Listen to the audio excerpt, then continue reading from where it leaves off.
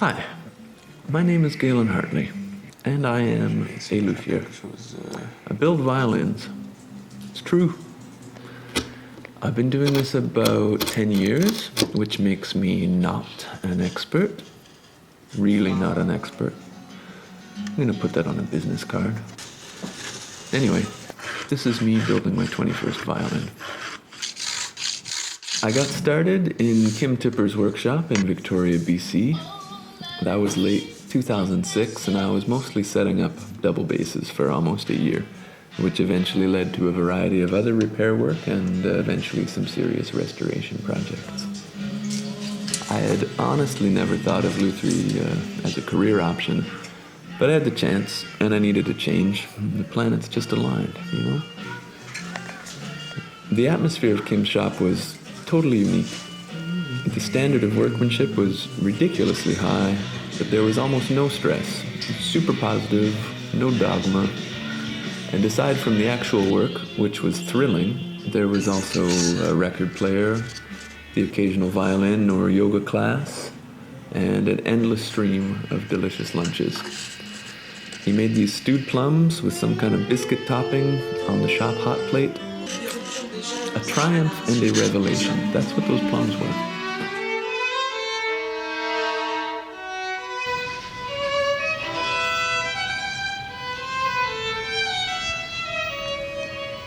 A lot of folks are surprised by how physical the work is during certain steps. What's fun about it is trying to get as close as you can to the finished shape with these big cuts. It's a real challenge in terms of mastering the tools as well as the vision of the finished object. It's being able to be very clear about where you're going and how you'll get there. A lot of luthiers say that you need to work fast to develop a personal style in your work, and that makes pretty good sense to me. I don't want to get all new age, but like a lot of things in life, violin making is a process of self-discovery. If you understand how you work and you're okay with letting that show and not smoothing out all the imperfections, you'll probably end up with something more endearing and interesting in the end. Let us be free. Let us be ourselves. And don't harsh my mellow, man.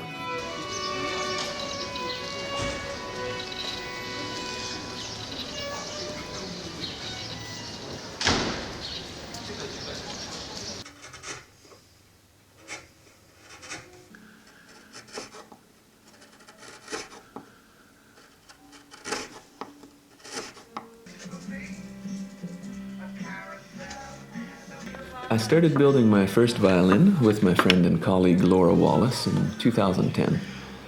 We had 2 or 3 books to sort of get us started, and we'd check in with Kim pretty often just to see if we were mostly on the right track.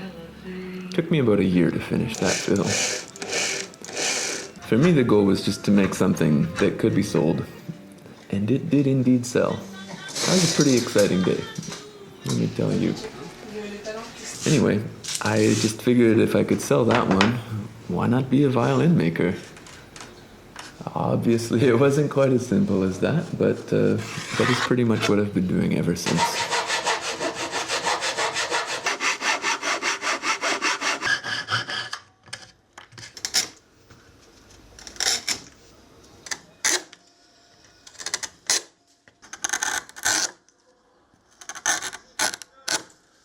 During the filming of all this, I was working at home, in my bedroom, in Bordeaux, France. We've moved since then, and now I work like a grown-up in a whole different room. Still the same relatively small bench, just with more space around it. But I prefer having a pretty minimal setup. I think it keeps me focused in some ways. That being said, when I moved to France, my entire luggage allowance of 40 or 50 kilos was taken up entirely by tools and 5 pairs of underwear.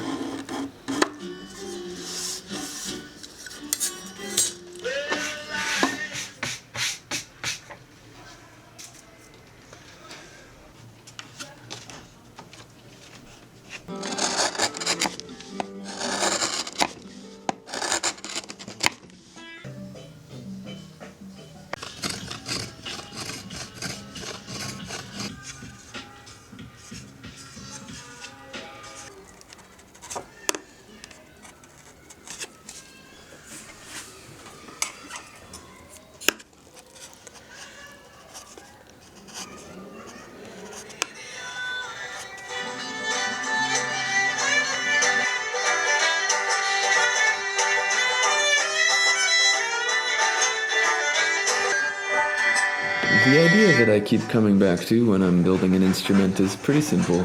It's just generosity. We're working in the service of somebody else's creativity, which to me is a fairly lofty calling that deserves everything we've got. Whatever the player's level, the goal is simply to give them something truly satisfying and inspiring to work with. It's an idea that's common to all the other luthiers I've worked with, and it's just marvelous that there's folks out there working so hard to make something beautiful for somebody else.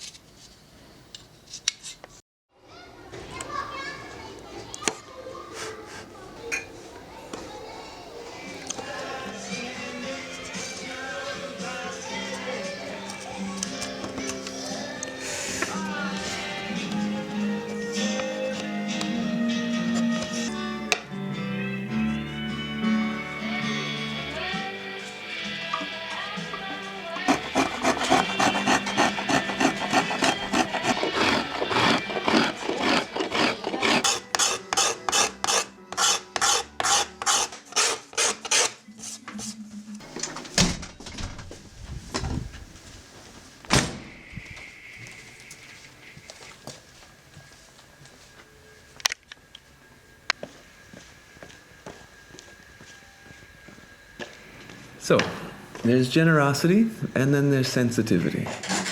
For me, these are the core values that underlie everything else you need to know to get a violin built.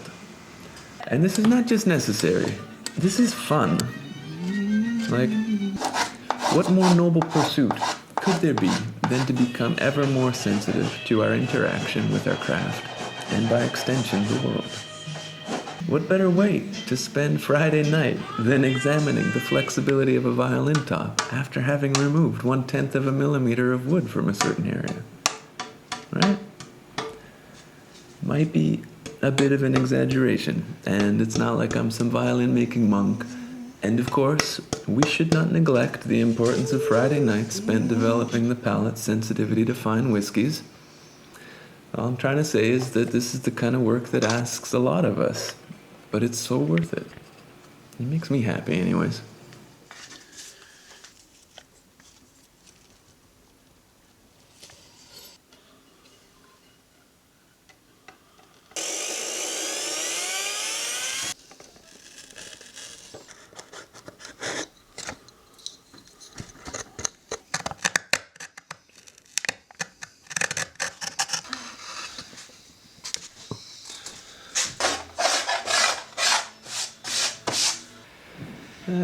The bass bar.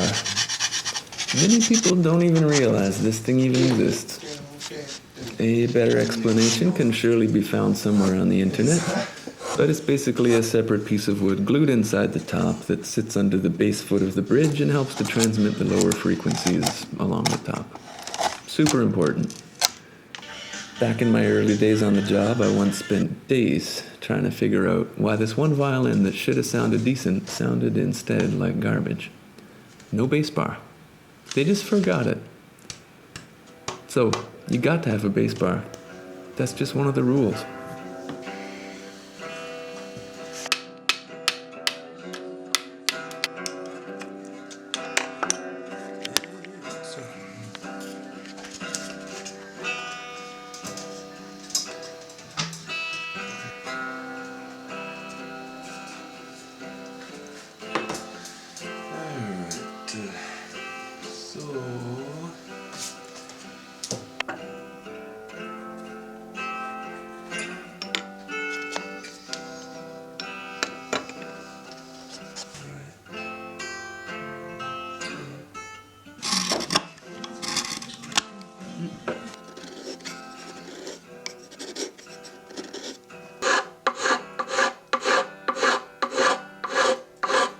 Perfection in terms of sound, comfort, or aesthetics is just not a clearly defined concept, which is awesome.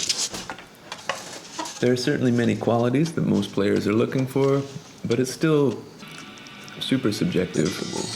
We can talk about richness and clarity and warmth and brilliance and power and color, And we should, because these are major parameters that inform everything from conception to execution. But it remains such a personal choice for the musician that we only really know if we got it right when they pick up an instrument and they just don't want to stop playing. That's a good sign.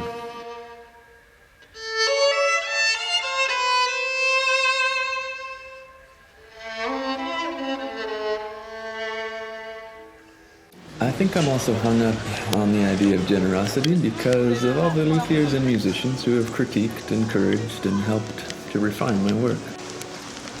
I knew nothing when I started out, and I'd be nowhere if not for all the folks who shared their knowledge, techniques, ideas, expertise, books, and tools with me.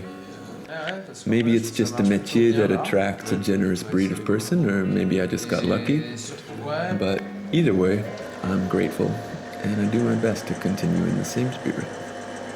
On that note, I need to give a quick shout out to Tony Echavidre. That's him in the background. That's his shop in Bordeaux. It was at his place that I did my first apprenticeship in France in 2012, which really stepped up my luthier game in a big way. He's super talented and continues to help me out all the time. So thanks, buddy. All right, antiquing. A somewhat contentious subject. Making new instruments look old with varying degrees of success in terms of believability or authenticity. The idea is rarely to fool someone into thinking that the instrument is actually 200 or 300 years old, but rather just to rejoice in the character and personality of an instrument that has lived a long and adventurous life. I am by no means an expert copyist. The patina that I add is kind of a patchwork of standard wear patterns, random tool marks, rock salt scratches, packing tape abuse, forcing the varnish to crack, getting the instrument dirty and cleaning it up again. All that good stuff. Antiquing a violin is a lot like mixing a record, if you've ever done that before. The sound of a finished album often has nothing to do with the reality of how it was recorded. The result we're looking for is it's an emotional impact that is not necessarily related to the facts of the creative process. Some folks love it, some folks would call it fakery. I like it a lot, but I'm in a phase right now where I'd like to do a little bit less.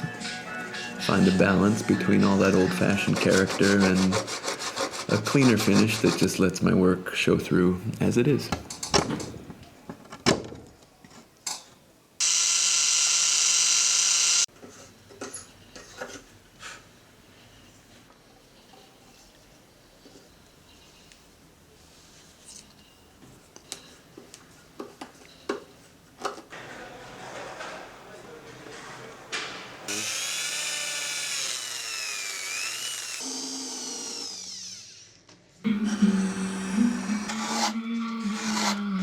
For those unfamiliar with the inner workings of the violin, this here is the sound post. This little bit of wood is held upright between the top and back plates. Tension alone does the job, which allows for tiny adjustments in its placement. Again, a more nuanced telling of the tale can surely be found on the internet, but what it does is transmit the vibrations from the top through to the back, and it gets the whole instrument vibrating to the rhythms of the universe. Wait a second, that last bit doesn't sound right.